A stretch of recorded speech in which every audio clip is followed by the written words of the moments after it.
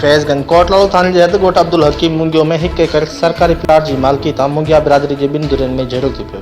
नतीजे में ॿिन्ही धुरियुनि हिक ॿिए मथां लठियुनि डंडनि जो आज़ादाना इस्तेमालु कयो, जंहिं सबबि ॿिन्ही धुरियुनि जा इख़्लाक़ हुसैन, अज़हर हुसैन, सिराज हुसैन, शमसुद्दीन, मोहम्मद हाशिम, वाजिद अली, रुस्तम अली, यासीन, मोहम्मद ज़मान मुंगियो समेत 10 ॼणा ज़ख़्मी थी पिया, जिन खे पकाटन अस्पताल दाख़िल करायो आहे। होॾां अस्पताल में हिकु धुर जे ज़ख़्मी रुस्तम मुंगियो मूजिबि सरकारी ज़मीन असांजे घरनि ॾाढो पियल आहे, जंहिं ते यूसी चेयरमैन निज़ामुद्दीन मुंगियो जी धुर कब्ज़ो करण जी कोशिशि कई आहे ऐं असां उन प्लाट ते मिटी विझणु शुरू कई। मना करण ते असां मथां उन्हनि हमलो कयो आहे। होॾां निज़ामुद्दीन मुंगियो जी धुर ज़मीन असांजी आहे, असां कब्ज़े जी कोशिशि न कई आहे। होॾां कोटलालो पुलिस ॿिन्ही धुरियुनि जे 12 ॼणनि ते NC दाख़िल करे वरिती आहे।